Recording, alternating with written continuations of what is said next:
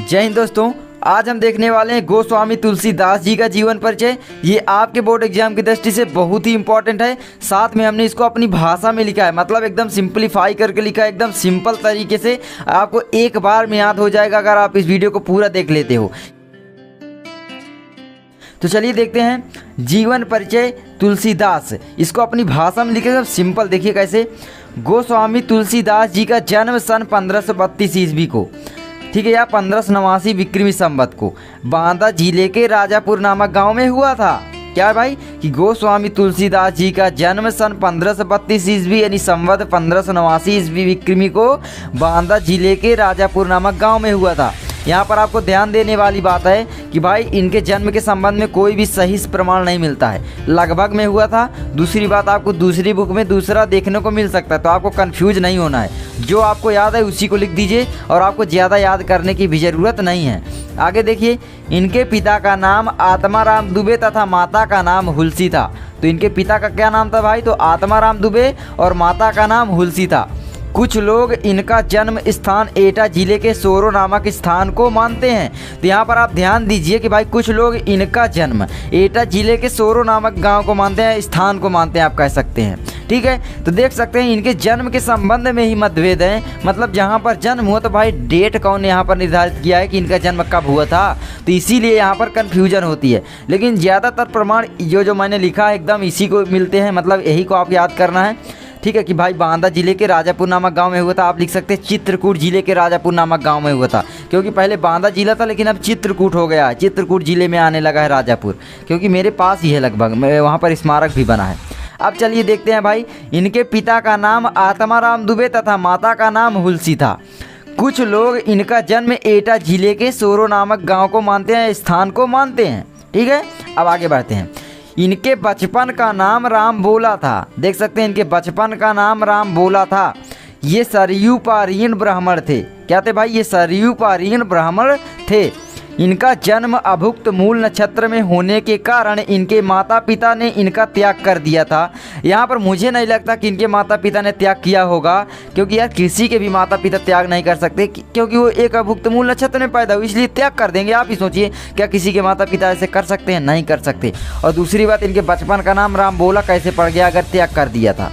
तो मुझे लगता है इसमें भी कन्फ्यूजन है, लेकिन आप याद कर लीजिए। क्या करेंगे भाई, याद तो करना पड़ेगा। तो इनके बचपन का नाम राम बोला था। ये सरयू पारीण ब्राह्मण थे। इनका जन्म अभुक्त मूल नक्षत्र में होने के कारण इनके माता पिता ने इनका त्याग कर दिया था। इनके गुरु स्वामी नरहरि दास ने इनका पालन पोषण किया था।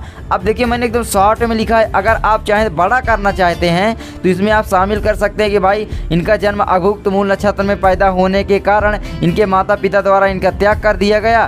फिर स्वामी नरहरि दास ने इनको उठा लिया और इनका पालन पोषण किया, इनको शिक्षा दी। तो बहुत सारी चीज़ें आप लिख सकते हैं। देखिए, मैंने एकदम एक लाइन से लिखा भाई ये चीज़ होगी तो उसके बाद क्या होगा, ये चीज़ होगी तो उसके बाद क्या होगा, एकदम इस तरह से मैंने लिखा है। देख सकते हैं, इधर उधर से नहीं है। देखिए अब क्या है भाई, इनके गुरु स्वामी नरहरि दास थे, आप लिख सकते हैं। ठीक है, अब देखिए क्या है। देखिए, इनके गुरु स्वामी नरहरि दास ने इनका पालन पोषण किया था।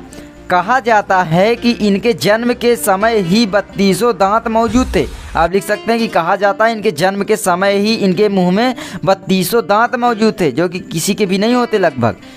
वो इसीलिए तो वो समझ लिए थे भाई इनके माता पिता कि ये राक्षस हैं, इसीलिए फेंक दिए थे। अब देखिए, इनका विवाह रत्नावली के साथ हुआ था। बहुत जगह लिखा होता है इनका विवाह दीनबंधु पाठक की पुत्री रत्नावली के साथ हो गया था।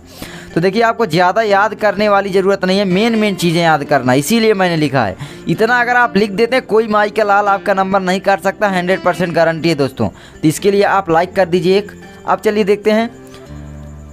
ये अपनी पत्नी के प्रेम में बहुत अनुरक्त रहते थे। देखिए, अपनी पत्नी से बहुत प्रेम करते थे, अपनी पत्नी के प्रेम में अनुरक्त रहते थे, मतलब प्रगाढ़ प्रेम था, आप कह सकते हैं। लेकिन जब प्रगाढ़ प्रेम होता है तो वहाँ पर फूट फायर भी होती है, और जब होती है तो बहुत ज़्यादा हो जाती है। इसीलिए हुआ, देखिए क्या हुआ कि भाई, लेकिन पत्नी के डांट के कारण इनके मन में वैराग्य उत्पन्न हो गया और ये काशी चले गए। अब यहाँ पर कहानी है बहुत सारी बड़ी, इसलिए मैंने एकदम शॉर्ट कर दिया कि भाई मैं बता देता हूँ आपको कि भाई इनकी पत्नी एक बार बिना बताए मायके चली गई, जिसके कारण ये अपने प्रेम आतुर तुलसीदास अपनी पत्नी के मायके अपनी पत्नी के गांव जा पहुँचे। वहाँ पर इनकी पत्नी ने ऐसा कृत्य करने के लिए बहुत डांटा, जिसके कारण इनके मन में वैराग्य उत्पन्न हो गया और ये काशी चले गए। इस तरह भी लिख सकते हैं आप। तो यार कुछ भी हो सकता है लिखने का तरीका, लेकिन आप पॉइंट याद कर लीजिए, हेड टू हेड याद कर लीजिए, पॉइंट याद कर लीजिए। अब देखिए क्या है, अब काशी जब चले गए तो काशी के शेष सनातन नामक विद्वान से वेद पुराणों आदि का ज्ञान प्राप्त किया। तो लिख सकते हैं तुलसीदास जी शेष सनातन नामक विद्वान से वेद पुराणों आदि का ज्ञान ग्रहण किया या प्राप्त किया। तो यार कुछ भी लिख सकते हैं। आगे है, इनका जीवन काशी अयोध्या और चित्रकूट में अधिक व्यतीत हुआ। क्या हुआ भाई, इनका जीवन काशी अयोध्या चित्रकूट में अधिक व्यतीत हुआ। देखिए इन्होंने श्री रामचरितमानस जो एक महाकाव्य लिखा है, आप जानते होंगे उत्तर प्रदेश में उसे गाया जाता है, 24 घंटे में पूर्ण होती है। तो देखिए उसको बहुत चाव से गाया जाता है। तो उसी के लिखने के लिए भाई इनको अयोध्या जाना पड़ा, क्योंकि आप जानते हैं राम की जन्मभूमि अयोध्या है। तो भाई इनका क्या है, काशी जहाँ चले गए थे अपनी पत्नी के डांट द्वारा, और अयोध्या का मतलब रामचरितमानस लिखने के लिए, ठीक है। और चित्रकूट में अधिक व्यतीत होता है। चित्रकूट इनका जिला है आप कह सकते हैं, ठीक है। हमारा जो जिला है वो चित्रकूट पड़ता है। आगे, इनकी मृत्यु सन कितने ईस्वी को हुई थी, 1583 ईस्वी के लगभग हुई थी।